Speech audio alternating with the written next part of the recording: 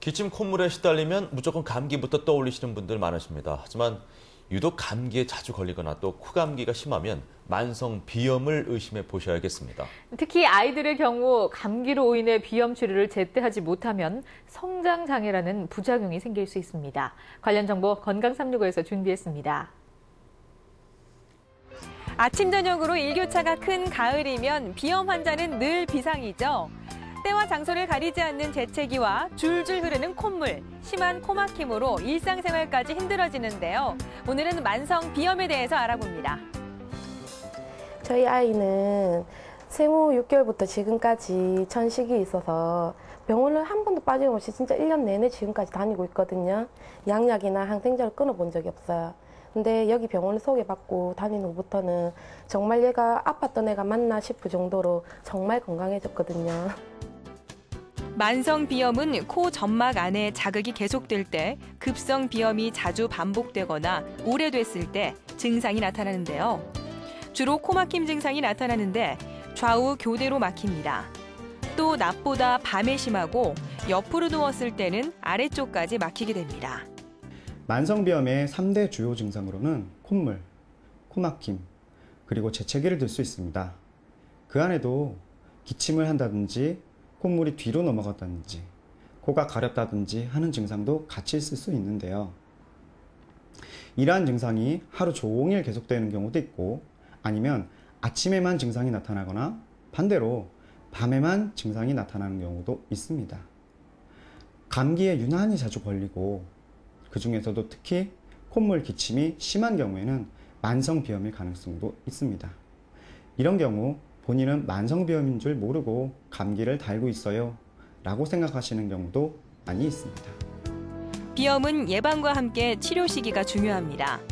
특히 아이들은 정기적인 비염 검진을 받아야 성장과 학습에 도움을 줄 수 있는데요. 한방에서는 코를 폐로 들어가는 관문으로 보고 폐의 기운을 조절하는 것으로 비염이 좋아진다고 보고 있습니다. 보통 비염이라고 하면 그 증상이 코에만 나타나니까 코만 치료하면 된다고 생각하기 쉬운데요. 비염은 그 증상이 코에 나타나지만 사실은 폐, 즉 호흡기의 전반적인 면역 저하로 인해 발생합니다. 폐가 한기, 즉 찬 공기, 찬물, 찬 음식 등에 의해서 반복적으로 노출되어 손상을 입게 되면 폐의 면역 기능이 떨어지게 되고 그 결과가 코에 나타나면 비염이 되고 목에 나타나면 만성 편도선염이나 만성 인후염의 형태로 나타나게 됩니다. 따라서 비염 치료를 위해서는 우선 폐를 따뜻하게 하여 호흡기 면역을 높여주고 코에도 직접 약액을 발라주어서 점막의 염증을 내리고 부기를 내리는 치료를 하게 됩니다. 기온 변화가 심한 환절기가 되면 콧물, 코막힘을 호소하는 분들 많습니다. 하지만 대개 비염보다 환절기 코감기로 오인해 병을 방치하고 만성비염으로 악화되는 경우가 많은데요. 만성비염을 예방하는 생활수칙에는 어떤 것이 있을까요? 만성비염 환자는 우선 찬 것을 멀리해야 합니다.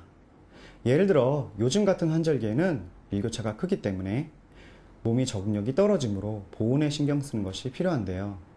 특히 목을 따뜻하게 감싸주는 것이 중요합니다.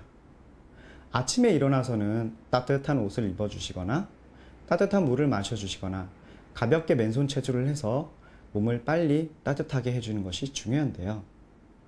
그 외에도 찬물, 찬 음식을 피해 주시는 것이 중요합니다.